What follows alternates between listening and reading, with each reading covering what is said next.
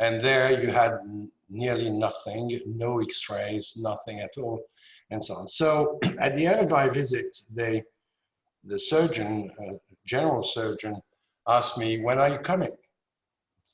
And finally, nearly 6 months after that, I went to Zimbabwe, Rhodesia, and I met what is the war surgery, which is totally different from what we do in our countries, Western countries, which means there's one thing important when you do war surgery, it's a triage. And triage means that you have to sort out in 3 categories of people, the wounded, which cannot be treated, and they are going to, you let them die.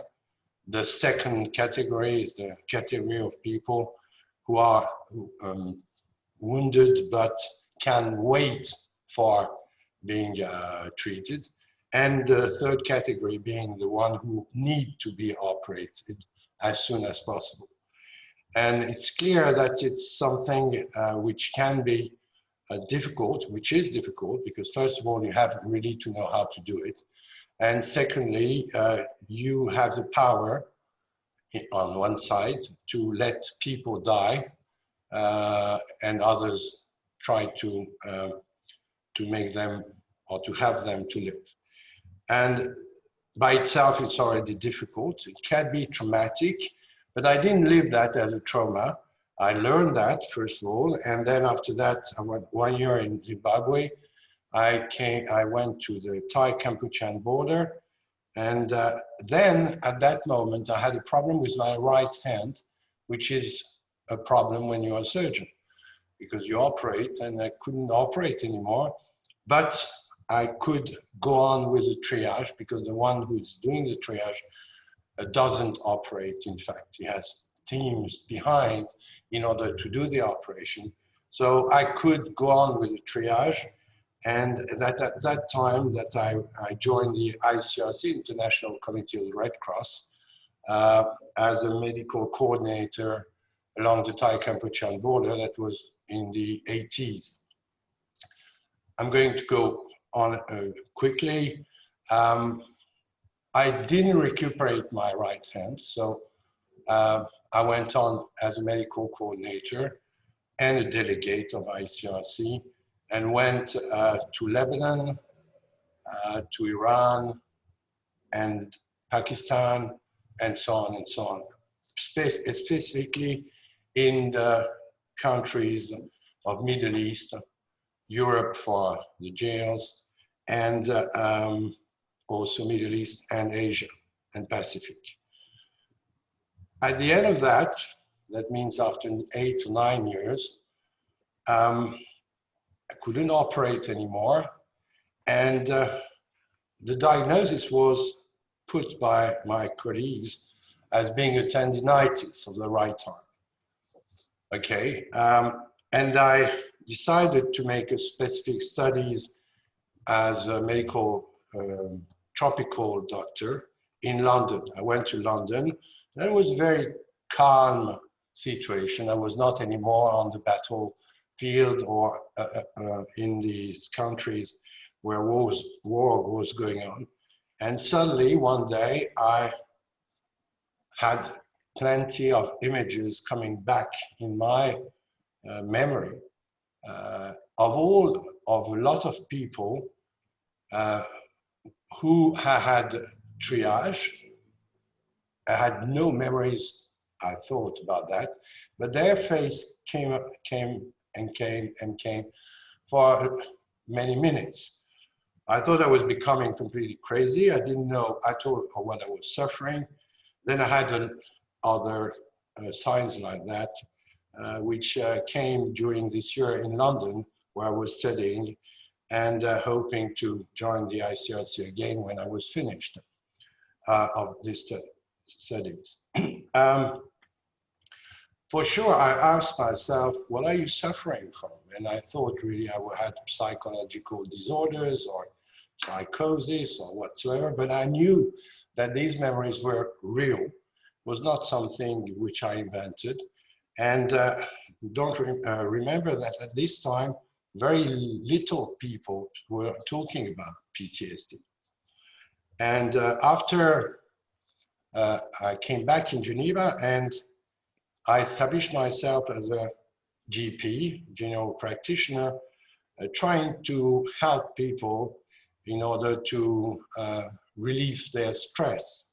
That was a new thing in Geneva, and I was surrounded by other therapists. And then I was always asking to my patients, why are you stressed? Since when are you stressed? And often we came back to one scene or one event in their life where they couldn't express their emotions of sadness or anger. And I was myself very blocked with my emotions. And that's at that time that I realized that I was suffering from PTSD. And life is funny from time to time, because having to help people in order to tell them, listen, if you're sad, please cry. Or if you're angry, express your anger. I did that for myself. And that's how, after 10 years, I created this AGE method, the reverse of ego. We're going to talk about that. And I always say that I thank all my patients and female or male, because they taught me what we are going to talk today. That's briefly my life. I quitted ICRC in 1986. And since then, I've been accompanying a lot of people who were suffering and are still suffering of PTSD. In order to understand what is PTSD, I think it's important to understand what is happening when all of us are in front of a traumatic event. There are three, every mammal has that, every human being has that. In front of a trauma or traumatic event, we all react the same way. Either we attack, or we run away, or we freeze. That's an automatic answer. And you're not thinking about, do I have to freeze, or do I have to attack, or do I have to run away to escape? No, it's something which is happening completely automatically, which is not going through the brain. And that's very important for the rest of what we're going to discuss today. It's not going to the brain, or at least it's automatic. That's important. Either you freeze, or you run, or you escape, or you attack. And you may imagine that, especially when you freeze, a lot of energy is blocked into your body. Physical energy, which is totally blocked for a moment. But there is another thing which is happening also, which is important, is that we have emotions. Yes, we have emotions. Even if we are soldiers, policemen, humanitarian workers, and so on, we have emotion, which means when we are facing something which is difficult, which is traumatic, we have one emotion, very important, which is the anger. And it is clear that while there is a traumatic event, you don't do anything with it because you don't have time, you don't have the opportunity to do that. And this emotion, the anger emotion, is blocked too, which means two big kind of energy blocked into our body. And there, I'm going to introduce a new thing, maybe, what we call the mind. And the mind, we could talk about the chatterbox, or in Canada, French Canada, they talk about the hamster. You can see the thing which is turning in our head.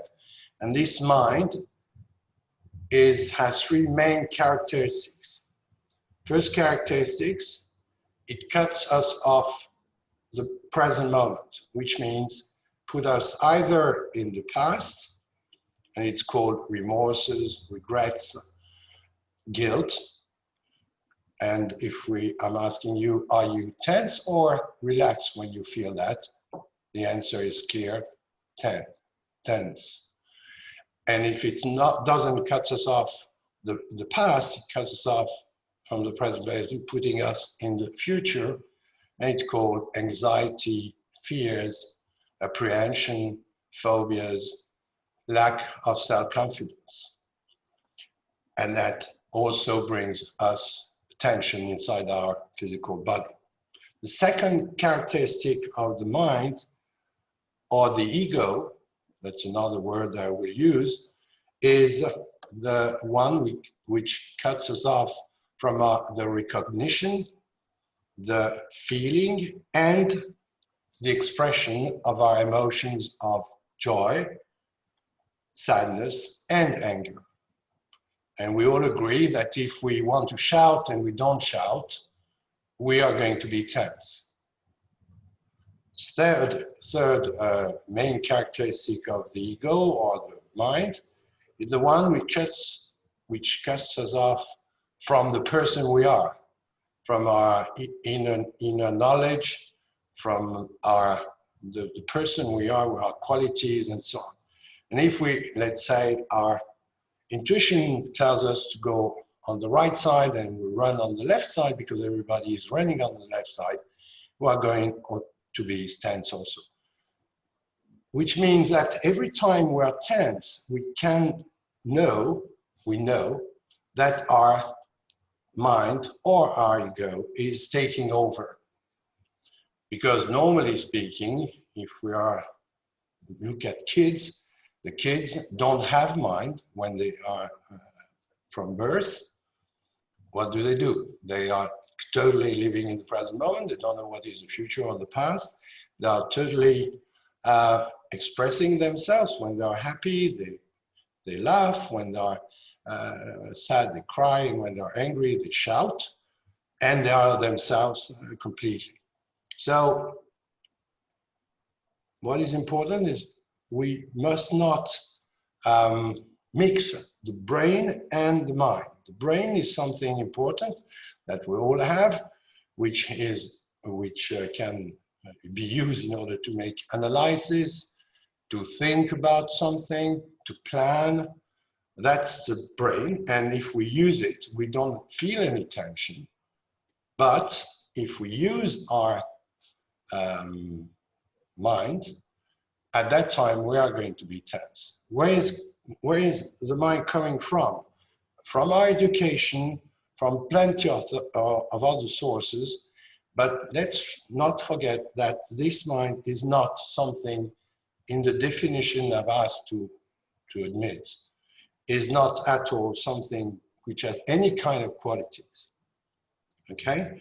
So if we go back to now the trauma, so either you freeze or you run or you attack, which is something completely automatic, as we said already. And then we block one emotion, the anger, and if we freeze, particularly when we freeze, an energy is blocked also inside our body.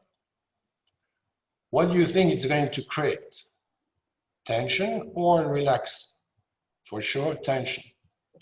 So after a traumatic event, it is absolutely normal. It's not pathological, it's normal that we are tense because we live through a moment which is difficult. If we talk about humanitarian workers, you've been facing a scene which is difficult to live. You know, kids which are dying because they don't have enough food, or violences, or people who have been beaten, or whatever. And I'm sure that all of you have been been faced with this kind of violence or traumatic things. Normally, after a while, if everything is all right, the energy which has been blocked, the physical energy, is going to be released.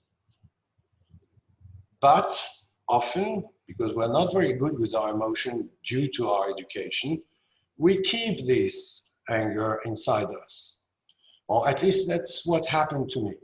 I kept everything, and for sure, because you are doing your job, you are professional, you are not going to have emotions, you have to do your job and conduct your activities to do them as best as you can.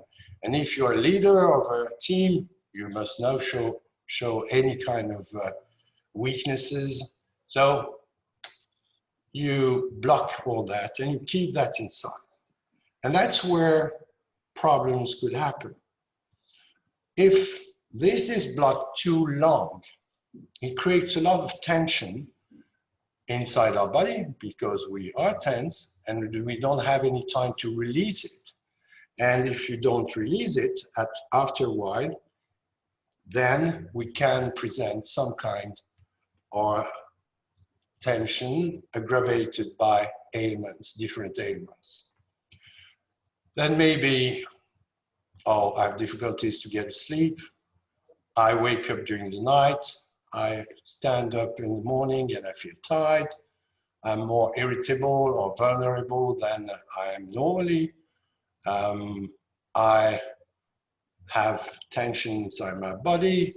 I may have backaches or whatever. The body, I would say our body is our best friend. The body is trying to tell us something. And as a good friend, he's going to insist on that. And we are going to be more tired maybe, and so on. And then we could get sick. It can be whatever kind of disease, which is again a sign of our body, our best friend, telling us that we're not well. You're going to tell me, well, when is coming PTSD? PTSD is coming after 2-3 months. That's at least how the medical people are defining it. If after 2-3 months you present the different signs I'm going to talk about, then we'll talk about PTSD. But I want to insist that not everybody is going to present that after any kind of trauma. We have people who can face one trauma and are going to suffer of PTSD.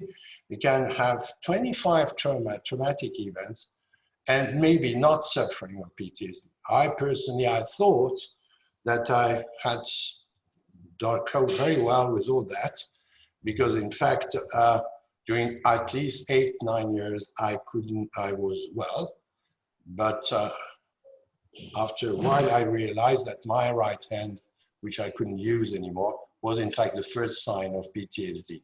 But it was not a typical sign that you could record as a sign of PTSD. And I insist on that because you have a lot of people don't suffer from PTSD as such, but are not well, suffer from depressions, burnout, or whatever of other physical signs. It's often related to the fact that they have been faced with traumatic events. So after 2-3 months, we can say for sure that somebody is suffering from PTSD with these 4 big symptoms. The first kind of symptoms is called the intrusive memories. What is it? Flashback, scenes, which come back either very clearly or differently. I mean, you see yourself with a sort of distanciation. That can be also nightmares. You dream a lot about these kind of event, which has been a traumatic event, and so on. That is called intrusive memories, and that's the first sign important to see, to try to isolate in order to put the diagnosis. The second sign is called avoidances, which means people are going to do everything in order not to go back in the place where the traumatic event happened, or if they have to, they are going to be very, very not well at all, very tense, and they are going to avoid everything which can bring back at their memory what happened during the traumatic event. Third big category of symptoms is called psychological numbness, which means the people are going to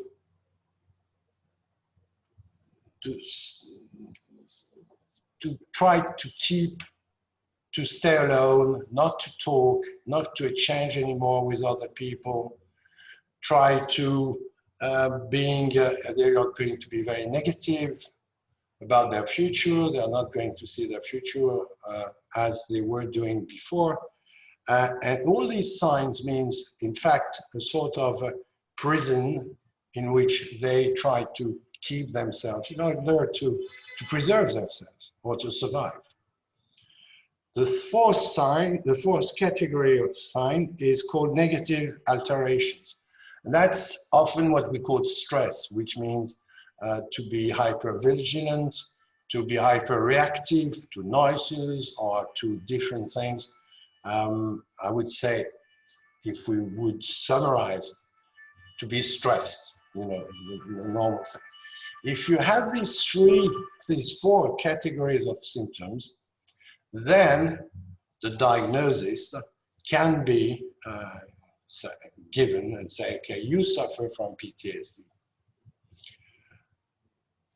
The big problem we have is that a lot of people don't see these signs. A lot of medical doctors also don't know how to diagnose PTSD.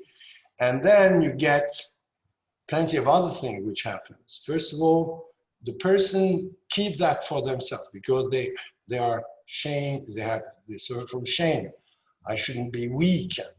I'm weak if I'm suffering from that, especially when you are, you know, humanitarian worker. You have to be strong. You cannot suffer from this kind of thing. And that's something which is going to lead a lot of people not to talk about it. So they keep that inside, and then they may go into other type of problems, which can be suicide.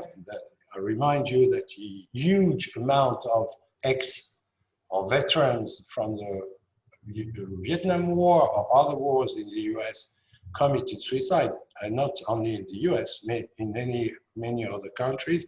That's the extreme thing, but you get a lot of people who are going to go into dependence, like alcohol, drugs, and other kind of dependencies. A lot of people don't go out anymore. They don't go out of their house. They cannot, because they cannot face the other people. I mean, crowd or just only to do their shops every day. And many other things. And the problem is that a lot of these people are diagnosed for these dependencies or for other type of ailments and not as PTSD. And you will understand after that why it's important. So you're going to say, okay, that's very nice, thank you, Dufour. And now maybe I may suffer from PTSD. And what can I do? I want first to insist on one thing. We can prevent PTSD. If you have well understood what I said, during the 2-3 months before we may develop PTSD, we may really take care of ourselves and prevent to go into this PTSD. Let's go back to this ego. The ego is the one which is going to keep us completely within prison. First thing is going to put us in the future, anxiety, fears, or in the past, guilt. And it's often that after facing a traumatic event, you revisit the traumatic event. And a lot of people say, I should have done that. I should have saved more people. I took care, okay, of 20 people, but I should have taken care of 200, even if they know perfectly well that it was impossible. And you know, when you feel powerless, it's often a trauma also. And because you always say, I should have done, and so on. And that's very clear for anybody who is facing a traumatic event, really much more before the PTSD happens. Second thing is that fears is also here. And that's, as we know, with the definition I gave you about ego, due to this ego, which is taking over, which means taking us in the future or in the past. What can we do? And there I'm already talking about this method, the reverse of ego, which means what? Going the reverse of ego. Our ego is leading us in the future or in the past, in more tense. Let's try now to go back into the present moment. Easy to say, not easy to do. How can we do that? Just put our attention on our physical body or our physical senses. Easy to say, but because that's very nice. Okay, I'm going back into the present moment. It's not as easy to do because this ego is very strong. But at least it prevents us to be too much into fears or anxiety or into the guilt. That's one first point, trying to come back in the present moment because our ego is leading us in the future or in the past. And that will take care of all the fears and the guilt that we may feel after a traumatic event. Second sort of thing, second point to do is to take care of our emotions. As we have seen, people have a lot of anger. They often don't even know that they're angry. They say, it's part of my job as a humanitarian. I know that I'm going to face difficult problems. I know that I'm going to face people suffer. Sure, we know that. We have been taught even how to do and how to face that. But often we have these emotions and it's normal. Because if we don't have them, that means we became robots. And we're not robots, we are human beings with emotions. And the problem is, what do we do with that? If we block them, we have seen that it brings us a lot of tension. And on the long run, it could lead us to PTSD. So if after a traumatic event, we try to take care of this emotion of anger, mainly, because there's much more anger than sadness, then we are bringing us some kind of relief. I know I will have plenty of questions of how do we do that and so on, we'll discuss that later.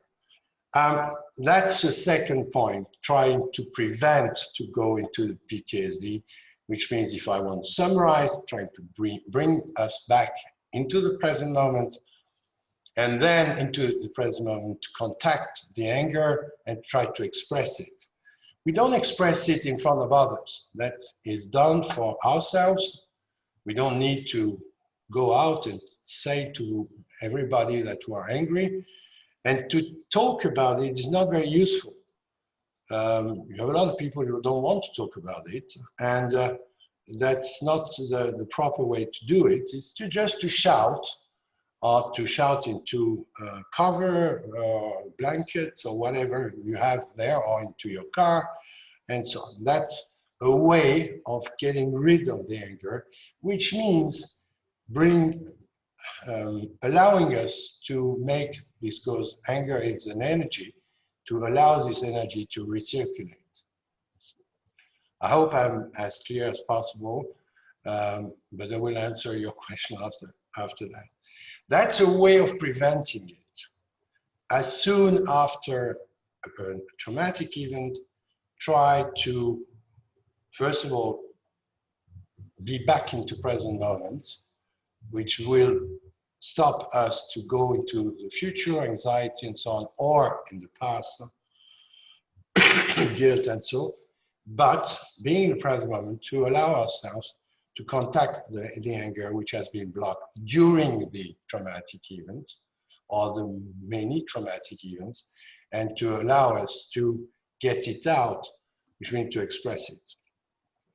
That's the two main things that I would really push in order to make prevention of this PTSD.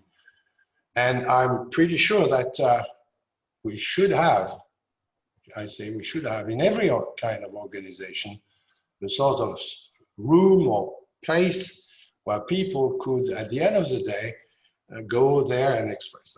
You're going to tell me, but what do we do about debriefing techniques and so on? That has been studied. And a lot at a certain moment, a lot of people were saying, well, that's a very good thing and so on. And in fact, the different studies brought the information that it was not good at all. Doesn't say it should never be done, but I mean, a lot of people don't like these debriefings. The technique of the debriefing differ from different debriefing we're talking about, but mainly this debriefing has not been proven to be really efficient in order to prevent PTSD. Other techniques have been brought, but in fact, nothing has been proven to be really efficient.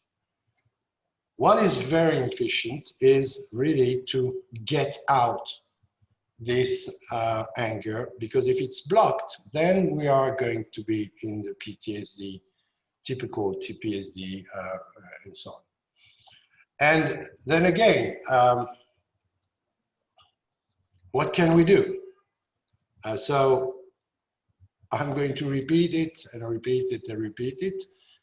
We have to accept that we have emotions and that these emotions are blocked during and after a traumatic event. And if they are blocked, they are going to bring us a lot of tension and a lot of disease. So that's why I created the reverse of ego. We talked already quickly about it, which has 3 pillars. First pillar is to try to bring us back into the present moment, switch off our mind. How can we do this? To put our attention on our physical body. What does it mean, our physical body? The toes into our shoes, can move them and relax them. We can put our attention on the sole of our feet, on the heels, on the different muscles of our calves, for example, and on our senses, which are, you know, the sounds around us. It can be the music also, can be also the taste of our saliva in our mouth, can be also the feeling the heat between our clothes and our body and our skin, and also the smell around us. That can be done everywhere, and I would really recommend it to do that 1,000 times a day. If you're going to tell me, listen, Dufour, I'm working, I don't have time to do all that. No, you may do that really with your eyes open. Don't need to make a meditation, take half an hour or 1 hour in order to do that. No, you can feel the water on your body when you take a shower, the smell of the coffee or the tea you are drinking in the morning, the pen you are in your fingers when you are taking notes. You may also, and I like very much the toes, because you may move your toes everywhere, being sitting at a meeting or being sitting here now during our webinar. You may do that everywhere. It looks simple.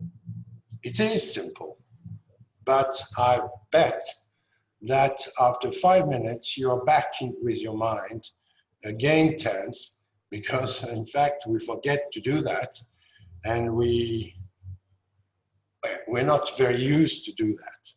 And never forget one thing, the only moment where we are living is in the present moment.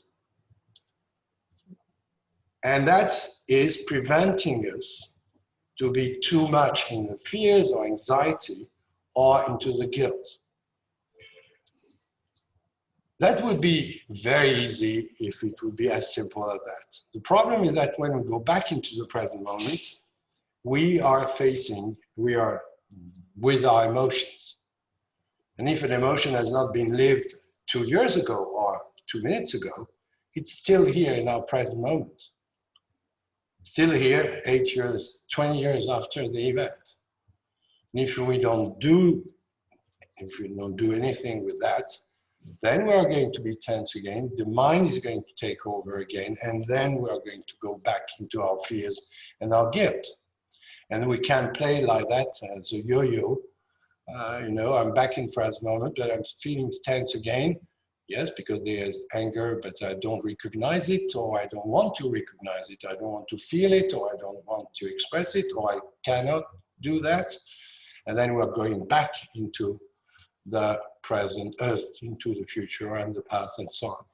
And that can be exhausting, and a lot of people would say, it doesn't work, too complicated and so on. And that's the second pillar of the Arge method, the reverse of ego, which means recognize, feel, and express our emotions of anger, sadness, and joy. How do we do that? We talked already briefly about it. It's something you do by yourself, for ourselves, in order to make us some good, and not in order to shout at other people, if we talk about anger, or to aggress any other people. And we have to make the difference between rage and anger. Rage is something which is happening in a person or somebody who is just very angry. This person blocks the anger with its mind or the ego, and then there's so much tension that after a while it is an explosion, and it's called rage. And it can be very violent, it's against others. It's not at all of what we're talking about when we talk about anger. Anger is a normal, natural emotion. There's nothing special. It is an emotion. You don't have good angers and bad angers or right anger. No, it's an emotion. It has to be expressed if we want to be relaxed, and it is done for ourselves alone. Where, how, I mean, you may shout, you may hit something, but never forget that your mouth must be open in order to get rid of the anger. It's not something you have in your mind and you think about. No, it's just something that you have to express. And I was lately trying to show that to people who are on the field, and you cannot tell them, oh, let's go on the beach or on the forest in order to shout your anger inside nature, because they don't have this nature around them, or they don't have the possibility to have that. So they can do that very well with a cover or something and shout into it in a closed space, for sure, a little alone, but that's really relief, a great relief. And that is the aim of the game, is to bring to ourselves some kind of relaxation and relief. That doesn't mean that you're going to forget the event, but that means that the event will be cleansed of the emotion which is linked with. I don't know if I've been very clear in saying that. That's very important. And I repeat, it's not something where you have to write or say to others or talk about it. I always say you may talk about hours about it, about your anger, but if you don't express it, you still have it. So it's really something that you express, and it's very physical. It's not something intellectual. That's a second big pillar of the ARCH method. In order to reach the third one, which is just to bring back ourselves to ourselves, which means to see that we have plenty of qualities, plenty of things which are here inside us, but when we suffer with this mind, we are blocked and we don't even realize that. And that's explained also one of the different big symptoms I was talking about before of people who are suffering from PTSD. So that's the method. Now, a method can be used, differently in different ways. A method is purely a tool. It's not the aim. The aim of the whole thing is just to bring back to ourselves the esteem, self-esteem, I would say love. I know it's a terrible, frightening word, but to love oneself means what? To take care of ourselves. To say, okay, I understand that I'm tense. It's already there difficult. A lot of people have difficulties to recognize that they are tense. Okay, I'm tense, so I'm bringing to myself some kind of attention, and I try to move my toes or whatever kind of technique in order to bring me back in the present moment. And being back in the present moment, I still see that I'm tense, and that's already a good sign to see it, to say, okay, admit that I have tension, and then to use the method as we're talking. Because that's the aim of the game. That means bring us back some kind of self-esteem and so on. So that's a tool. Now, the big problem that I personally felt into my experience, but also having accompanying a lot of people suffering from that, is the surroundings. The surroundings of the person who is suffering from PTSD is very important. It must be a supportive one. But, if you have your parents or your wife or your husband, and every day you say, I'm not well because I've been traumatized, after a while, the people around are going to say, come on. You have to be positive, you have to be good, you have to be, positive. So try not to think about it. And it's often something which aggravates the signs of PTSD with people who are just saying, okay, I don't have any support of my people who are around me. So what do? I don't talk anymore. And that aggravates the famous psychological numbness we were talking about. The surroundings are important. Now, it's professional surrounding. Sure, for sure, in our, I would say, organization, I know it has changed since I left ICRC. At that time, there was no support at all. Yes, you may go, you could have gone to a psychiatrist who are telling you, okay, take some kind of holidays. It's going to be over after a while because the time is very good in order to prevent any kind of injuries. And it's wrong. Time is not at all a help.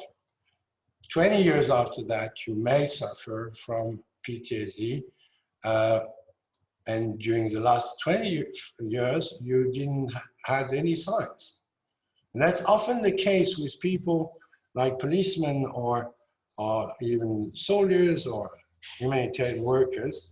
You know, they say, oh, as long as they work, they are very well. They think that they work very well. They don't have time to make all these self-care things. So, and then when you are into the retreat or you leave the organization and so on, that's what happened with me. Suddenly, because you're quieter, you're less, I would say, I don't know really well why, but suddenly these things could come out 20 years after. And during 20 years, you have not suffered from anything. So the time is not something we can help. And really, if I had a suggestion, is to try as much as possible, as soon as possible, to take care of yourself, of ourselves. And first of all, not to say to yourself, oh, I am weak if I am very angry or if I have emotions. No, you're not weak. You are human beings. What is important is recognize this emotion and then to get rid of it. The second thing is to say, why not to establish ourselves like a sort of rules, saying, okay, at the end of the day, when I'm on the field or even out of the field, am I tense or relaxed? And often the answer will come and say, okay, I'm tense. It's already something very important because that means you're beginning to take care of yourself. Okay, it's not the end of the whole thing, but at least recognizing that you are tense, then you may use some tools which are available. That's the two main things, and to be sure also, that's maybe the main message I would like to give to you, that it's not because you're suffering from PTSD that you may not be healed. On the contrary, we know now that people suffering from PTSD can really be much better after that. I've been, makes now more than 22 years that I'm accompanying people, and especially humanitarian workers suffering from PTSD, and they are much better. They're not surviving with their PTSD, no. And the main thing also is that it's not treated with drugs or medicaments. No anxiolytic, no antidepressant, nothing can be really treated just as we discussed without any medicaments whatsoever. And that's a good thing. I mean, to say, okay, first of all, if I'm suffering from that, I'm not abnormal nor weak, and I can be treated. But frankly speaking, the best thing is to prevent. And it's about exactly the same type of exercise or tools that we can be used in order to relieve the tension due to this anger blocked in ourselves. I'm going to stop here and answer all the questions you want, hoping that I've been as clear as possible on the subject, which is not as clear as that. Thanks a lot, Daniel. Well, if you have any questions, of course, you can share it on the chat feature, or you can also just raise your hand and or unmute yourself and talk. Do you have any questions? Nassim, yes, go ahead, please. Nassim Awad. Hi. Hello, good afternoon. Sorry, I don't know how to raise my hand in this application. Okay. Thank you very much, Doug, for the presentation. It was very interesting. I just wanted to ask, maybe I missed that information, I couldn't hear well. Are there different levels of stress? I mean, I guess not all situations will impact an individual the same way. Yeah, I just wanted to know if if we can classify like some intensity in the stress. Thank you. Yeah. Nassim, can you just please introduce yourself very quickly? Sure. Very quickly. Hi. You So see me? you, yes, we can see Okay. you. Great. So you are working for the ICRC, right? I work for the ICRC, correct. I'm in Caracas right now. Okay, okay. Well, there's not so much classification about stress because I mean, everybody stress. Well, if we are very clear, what do we call stress? I mean, stress means tension. Okay, so you get tension because let's say your friend didn't answer your call. Okay, that's a stress. Okay, and you may have stress because you've been facing a difficult situation because you are working with the ICRC and you cannot reach the victims, which is already a tension because it's what you feel when you cannot help people you are supposedly there to help. That's already a stress. But it will be a stress not because of the situation. It will be the stress because if you keep that inside, that will bring you some kind of tension. That's for the personal. Now, for sure that in every organization, you have different levels of situation which can be more or less stressful. And that is already defined within ICRC and within MSF and within plenty of other organizations. But then we talk about the external thing. I don't know if I've been clear, but to say, oh, that situation is stress, let's say level 1, that may be defined by, you know, people, intellectual people.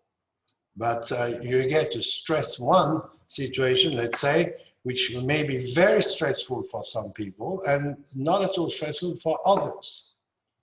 And that's where, when we talk about stress, self-care, it's difficult because if you rank people into some kind of categories, then you reach a point where everybody is going to be, you know, to say, no, I'm strong, I have to survive whatever. You may suffer suddenly, like we talk, after a small traumatic event, which is not going to be defined by others as a trauma, but will be for some people a trauma. And on the other side, the same thing. And that's where it's difficult because PTSD is as well.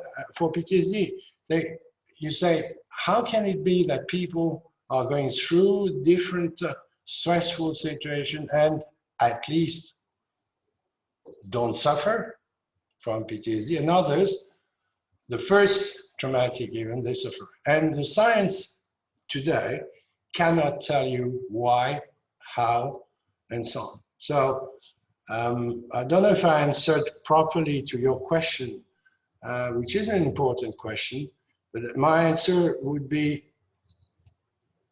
pay attention not to create some kind of categories saying, oh, if this situation is not a stressful one and you shouldn't be stressed.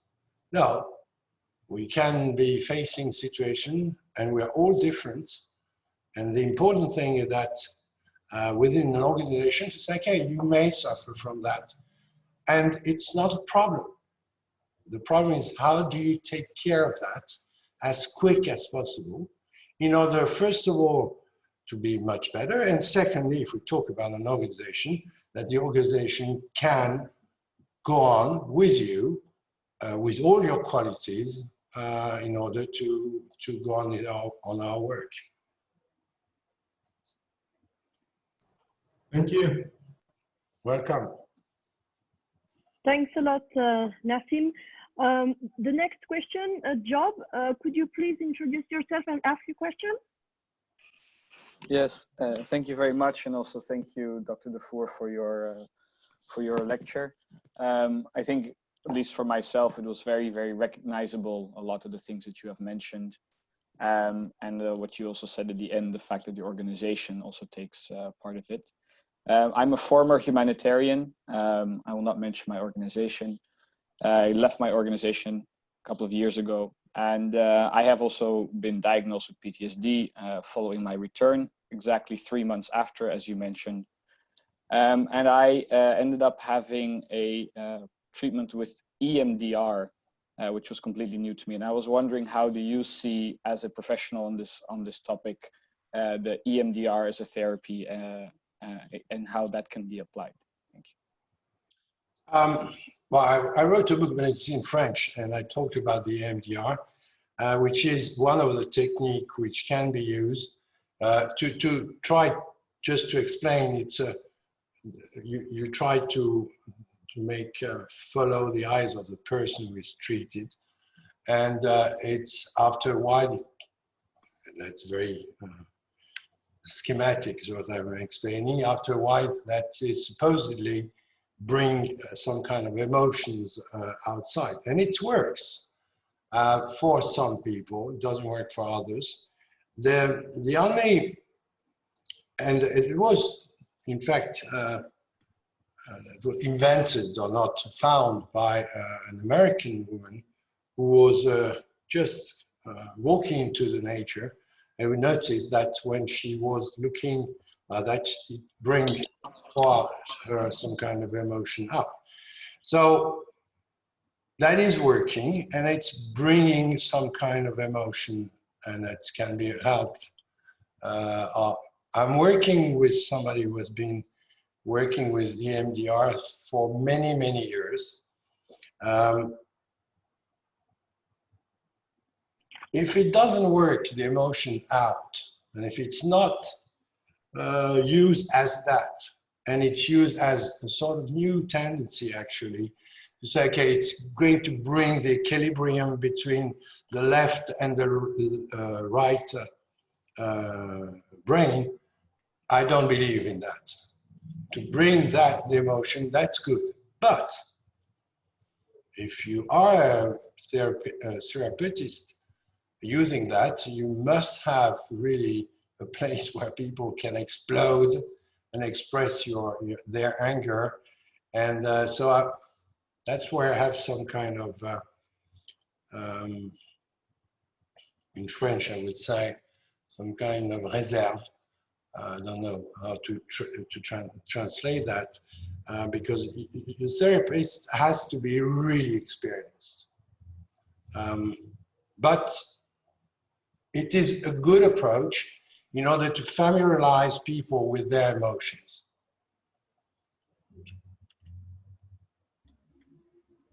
Job is Anand, you can ask your question, Anand. Job, is that okay for you? Is the answer okay for you? Yes, that's fine. Thank you. Thanks. Anand, hello. you can go ahead. Okay, thank you. So first of all, thank you very much, Mr. Dufour, for this conference. It was really useful. So I'm Hanan. I'm also a former ed worker. I got back 2.5 years ago and same experienced PTSD. So my main issue I feel I faced was the diagnosis. I find like general practitioner didn't even know what I was facing, and I was scared, and so everything mixed up. I found that everything lasted very long until the diagnosis was there and to actually get treatment. And so that is, I find a big issue. And second, my experience was, as you were saying about emotions, is really the fact that you can't face emotion and you unconsciously or for some reason block them. And my experience is when facing emotions, they were so hard that physically, like I could get unconscious. And so it's very hard to actually, as you said, like identify emotion and then face them, because it needs to be in a safe space. And like in my case, for example, I'm very scared of them, and therefore being alone is just not something I can manage. So when you say that it would be good to have a space where you can actually take your emotions out, I'm wondering on how this is applicable to everyone, because I'm thinking if you put me alone in a room when the emotion is up, I'm actually not able to face it, one. And second, what about this phenomena of dissociation? Because to me, my experience was that first, you just can't feel anything physically. So the fact that, so the tools you gave, I try to use them, but it's just that at some points, like for example, my experience is that the only sensation I have throughout my body is pain, and therefore there's nothing else I can feel.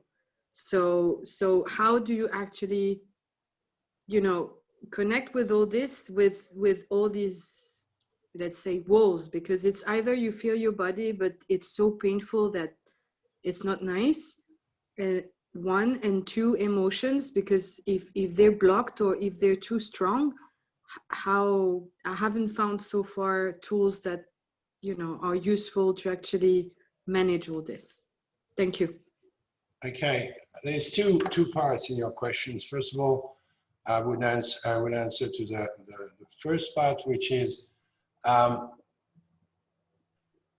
okay, my emotions are very strong, and I don't see how I can reach them, and I'm frightened with my emotions.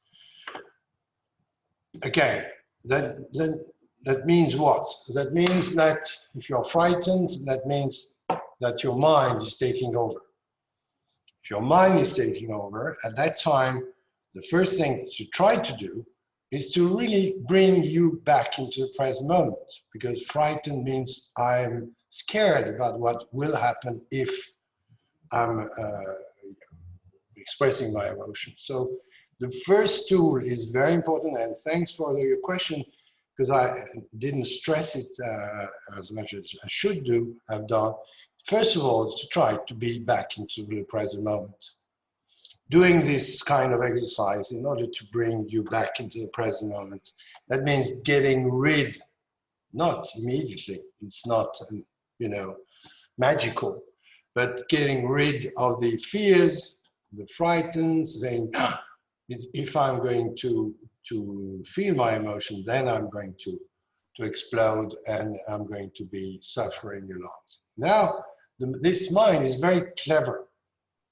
It's the same one which is telling you, oh, don't express or don't go with your emotion because you're going to suffer, which is creating the tension.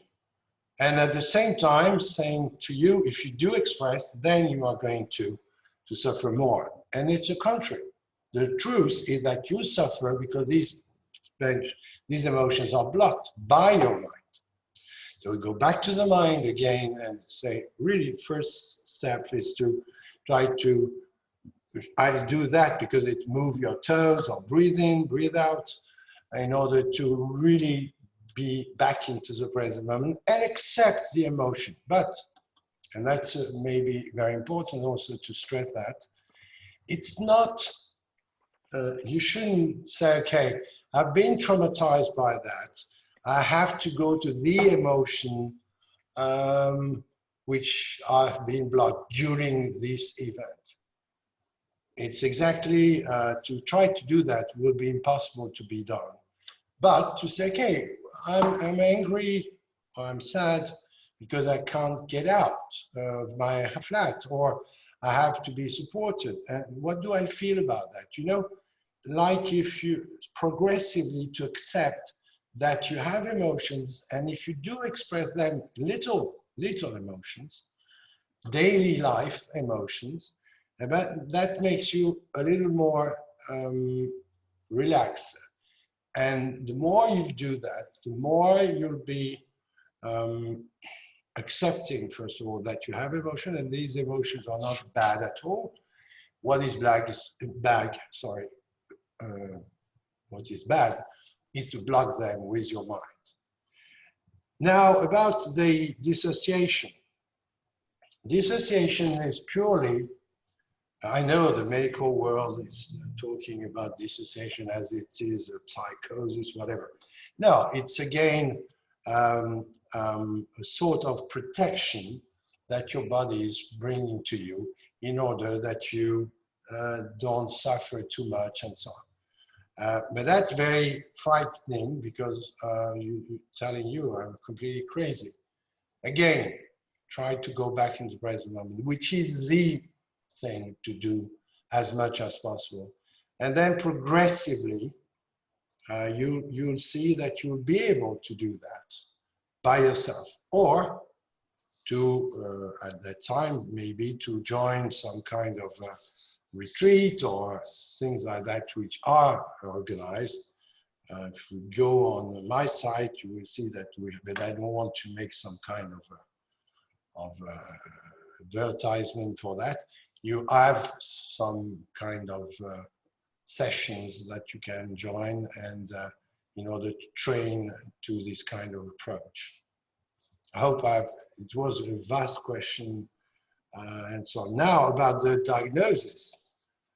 For sure, it's difficult to be properly diagnosed, and a lot of people are so-called suffering from psychosis and so on. In fact, they're not suffering from psychosis nor depressions. They're just suffering from PTSD. Anand, is that okay for you? I have a few more questions. Yeah. All good. Thank you. Thanks a lot, Anand. Daniel, I have a question for you from Daliborka. She's saying, thanks a lot for the presentation. It may be interesting to explain, if possible in short, the difference between PTSD and burnout, because it seems to me that many people may mix these two things. I know that your next webinar will be on burnout, so I don't. Exactly. Sorry to talk about that, but PTSD is, if we talk in terms of medicine, burnout is not existing for the medical world.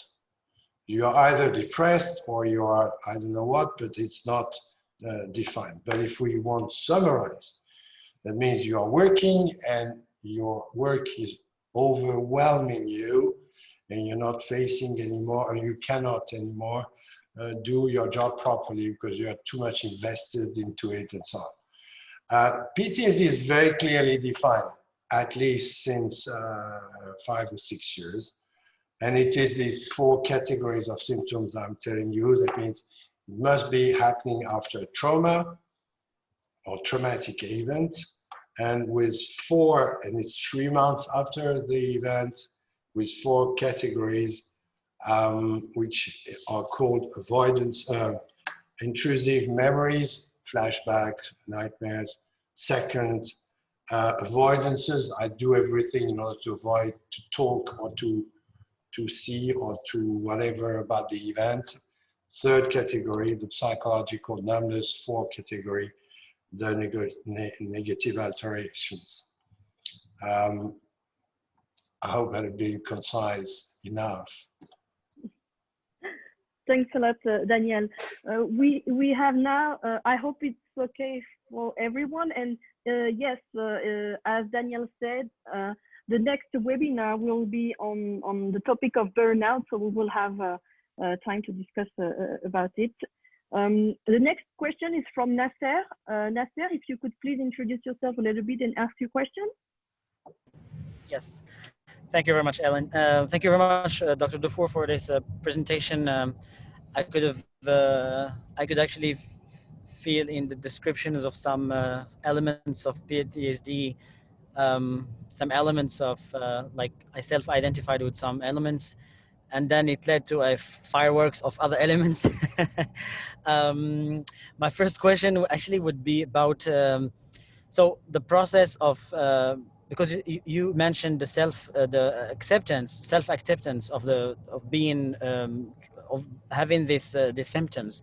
Do you have any like practical like processes that actually you implemented with people you accompany from this self-acceptance to actually the next step, or even before, because a lot of people actually they live in this experience, the self-shame and self-guilt, and they have this myself actually had this strong Superman rescuing word illusion that I am strong and I can feel everything, and there's no need to talk and etc. And actually it's not out of, I think, strongness, it's strength. I think it was actually a guilt or shaming.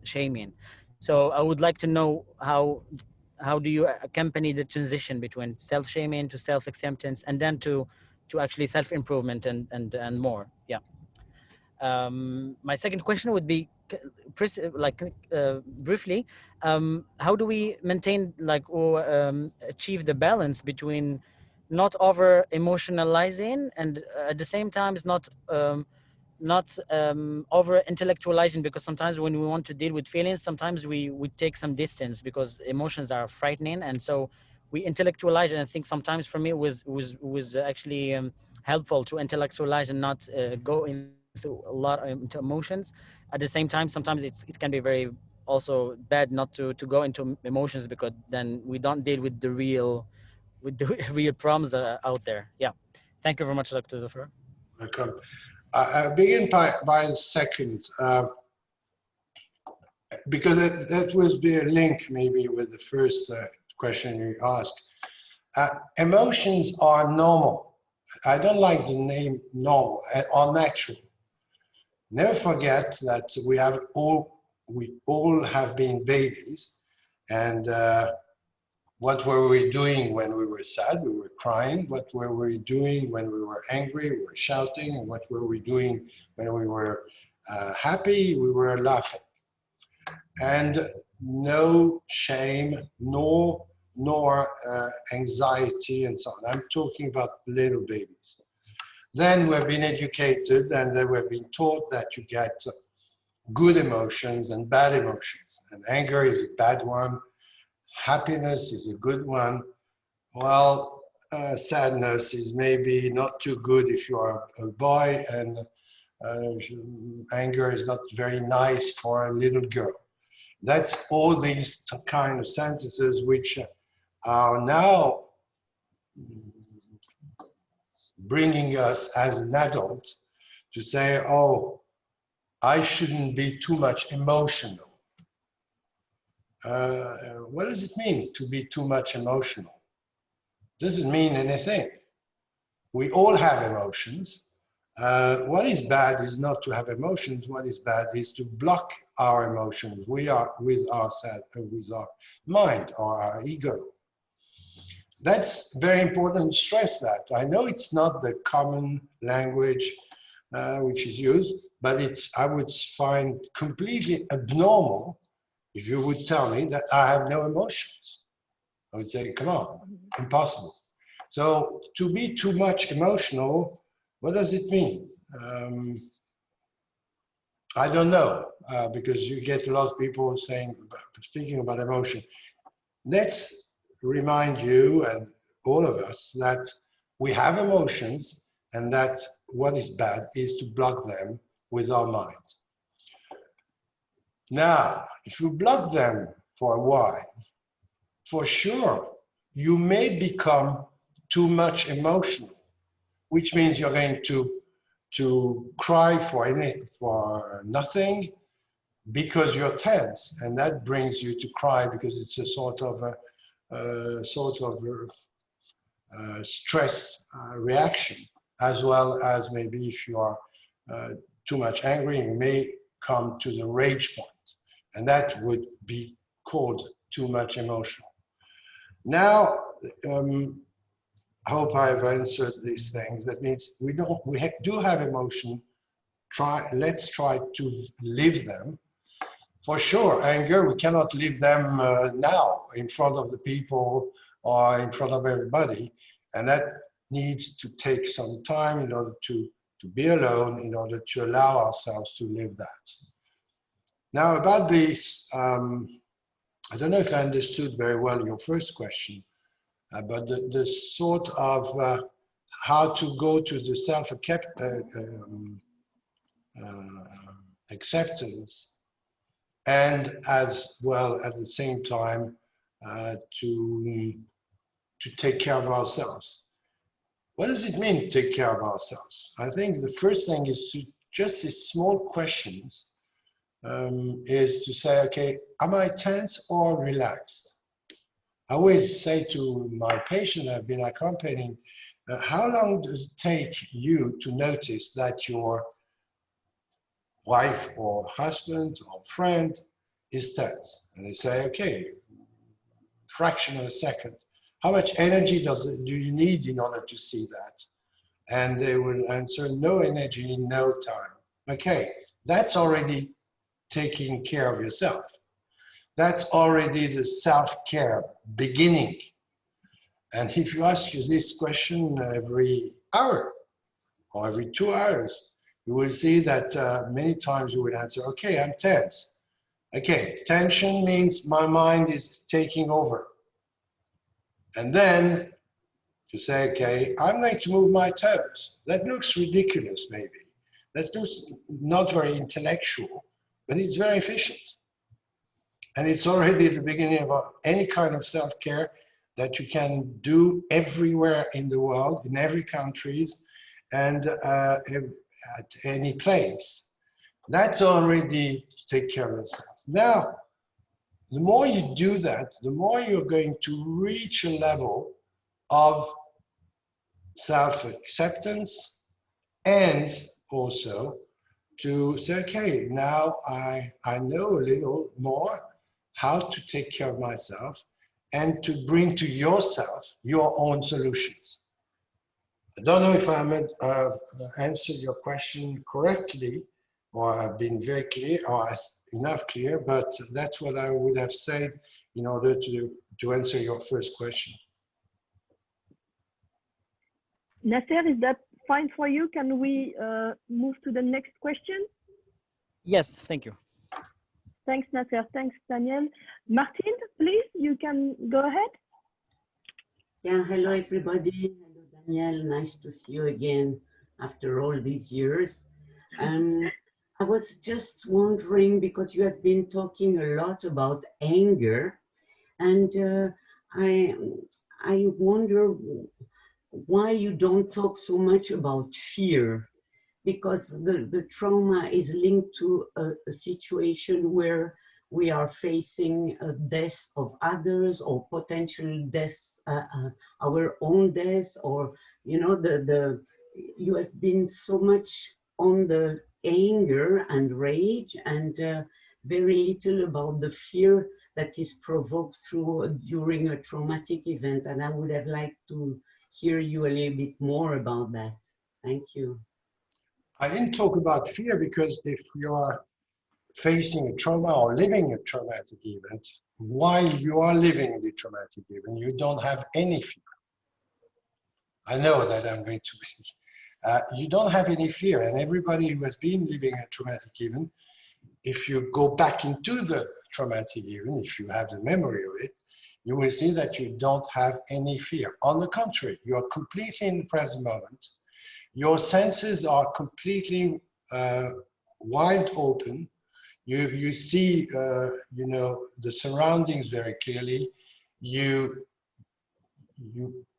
do actions being completely automatically, and you don't have fears. The fears are coming after, which can be very, very shortly after, because you begin with your mind saying, I could have killed, I've been killed, or I could have been killed, or I could have killed the other one, or whatever.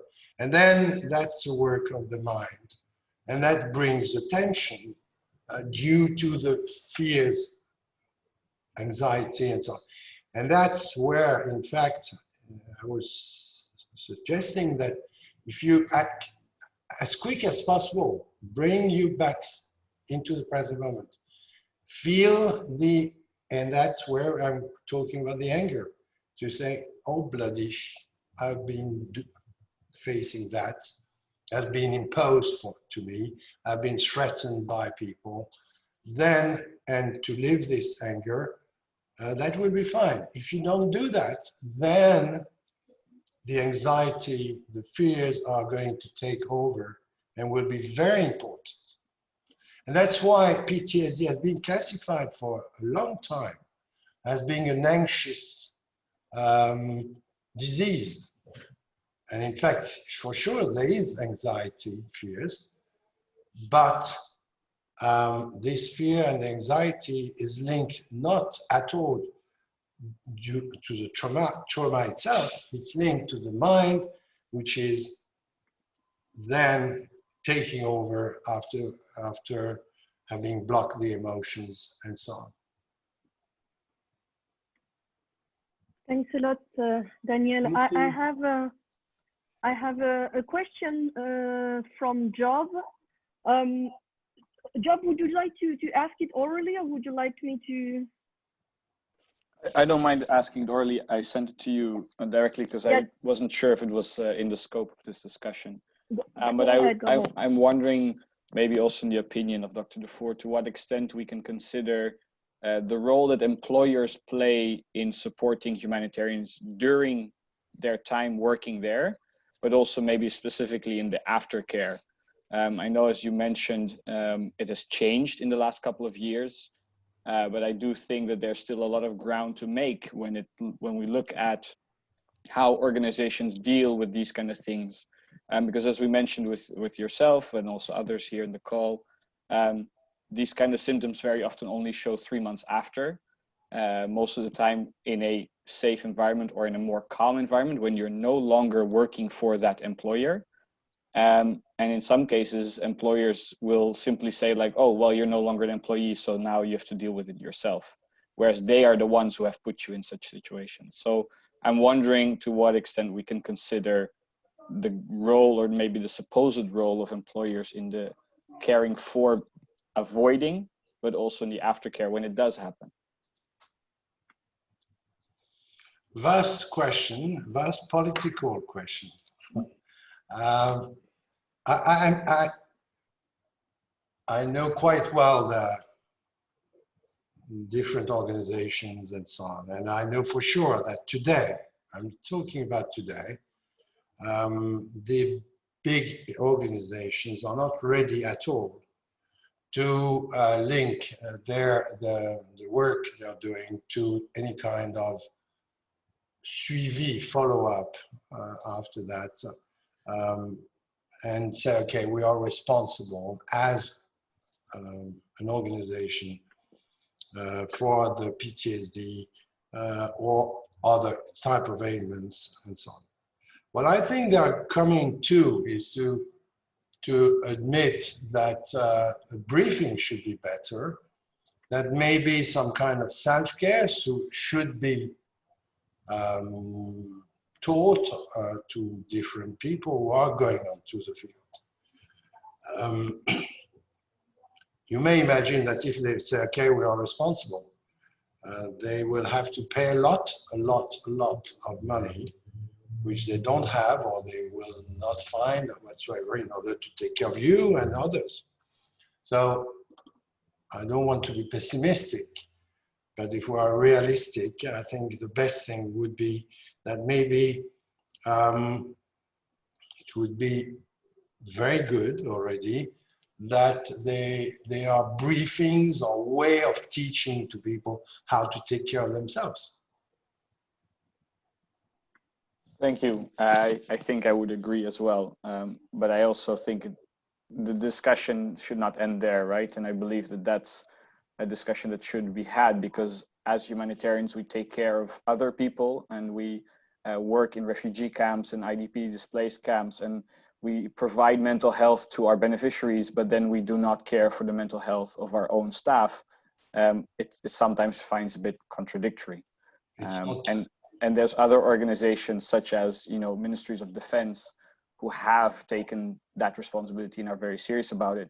And as humanitarians, often untrained, unprepared, we are sent into similar, if not even more confronting situations than some military personnel.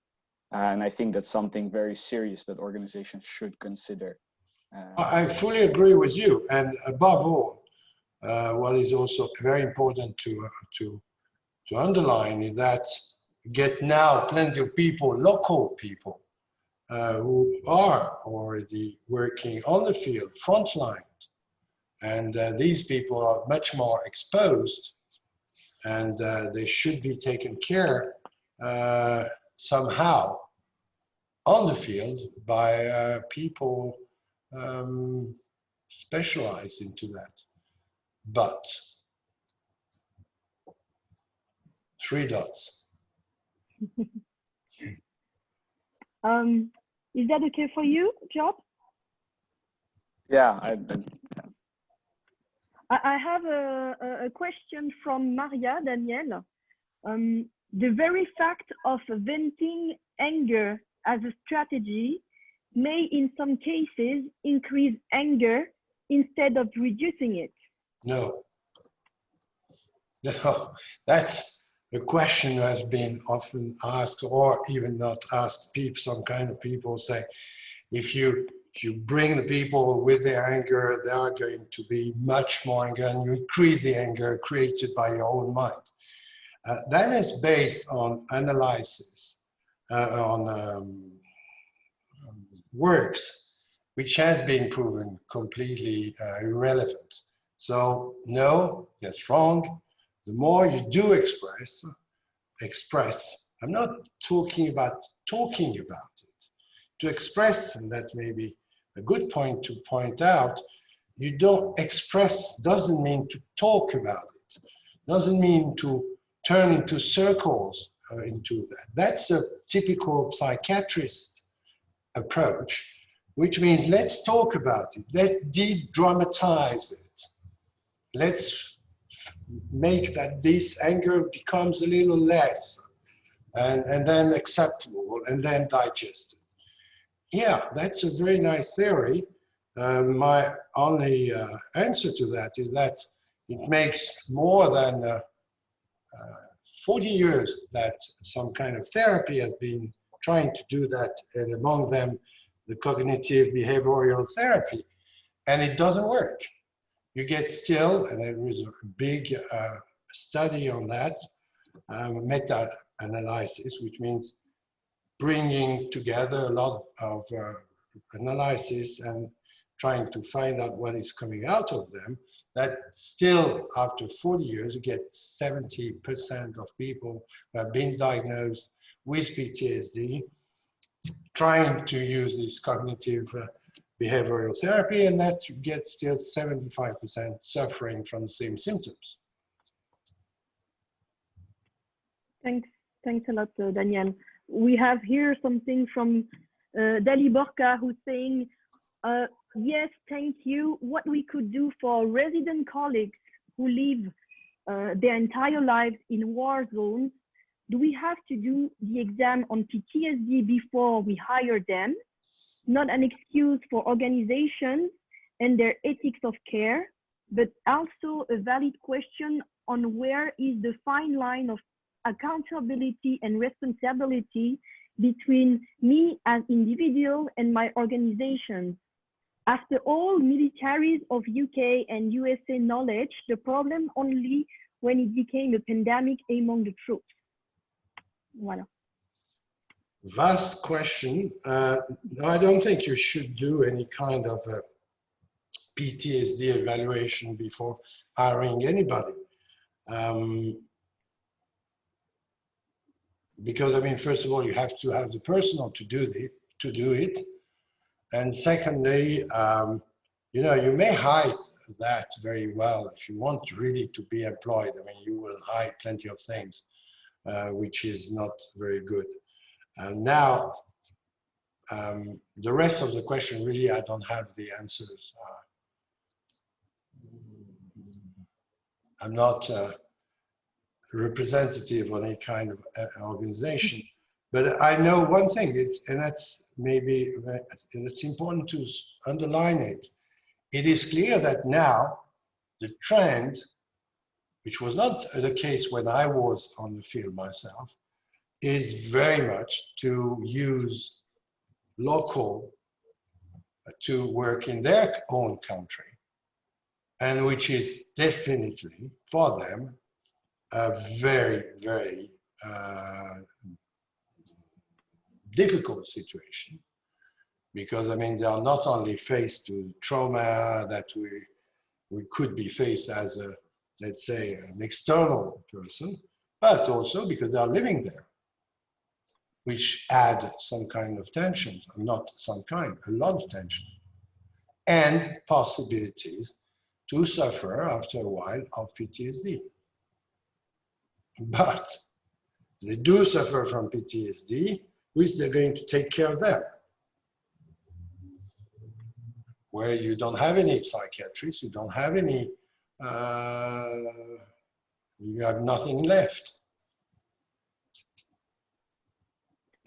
And that's add some kind of responsibilities to our organizations, for sure. Thanks a lot, Daniel. I have another question from Patrick. Thank you for the subject. It is really interesting. What may be the last consequence if PTSD is not taken care on time? A lot of consequences. That's what is called the comorbidities, I think in English. And these, among them, you get, as we discussed, that suicide, dependencies. There have been studies saying that people who are not properly treated shorten their lifetime hope. You get cardiac disease. I mean, whatever kind of other disease, lumbar, you know, backaches, which lead people to be operated on, and so on and so on. So there are lots of consequences, and often, and that's what I was discussing, often the medical people are not going to link these consequences to the root of the problem, which is a traumatic event which has not been digested. Thanks a lot, Daniel. Is there any other questions?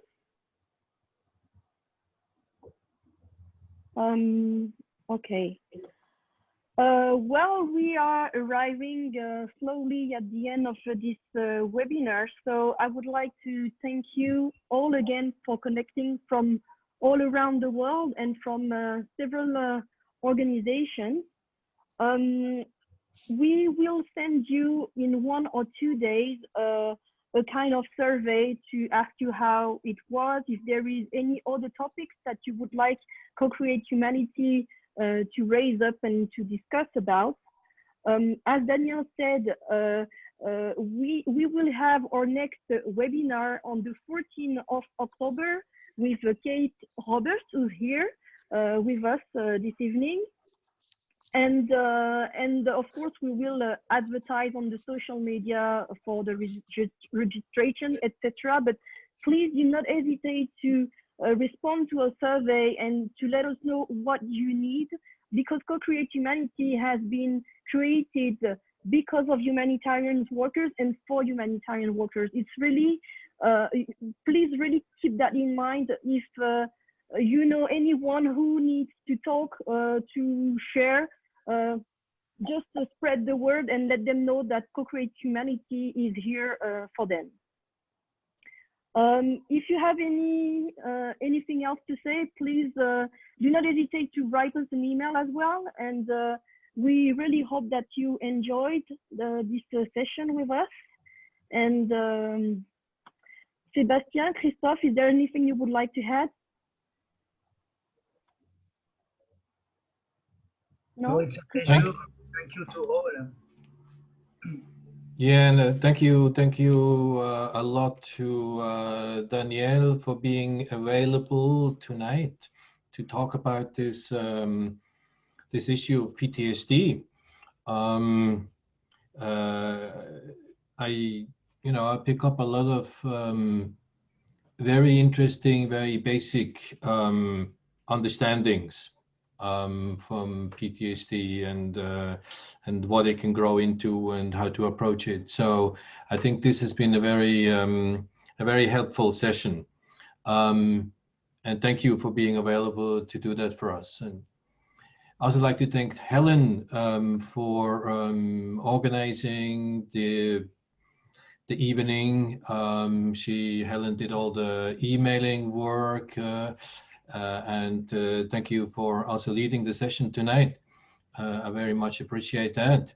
And thank you everybody else for joining us. We will send you a feedback questionnaire. One of the questions I will ask in there is if you like to be part of our email list. Please indicate if so and give us an email address, and we will automatically inform you of future events and happenings. So, and I really, CCH, CoCreate Humanity as an association has been existing only for 1 year, and I really, how should I feel? I feel very good how far we have been able to reach out all over the globe, and we would like to continue doing that. And thanks a lot for also passing on of what we do. And also, by all means, get back to us with suggestions if you have any needs, or, CCH is also a peer support community. And that is really the core reason why we started it. I think us founders, we all have a history somewhere. And from my personal experience, it's been exactly the lack of a community that has made it difficult for me. And here with this group of people, I hope we can actually build a community that can support each other.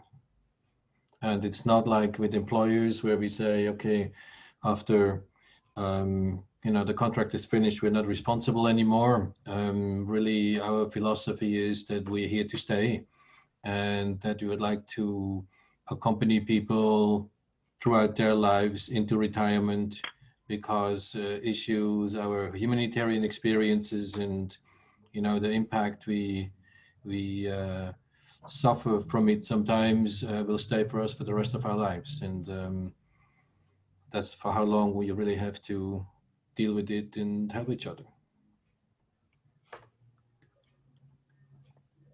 Thanks a lot, Christophe. Thanks a lot, Daniel, again, for your kind participation and your support in our initiative.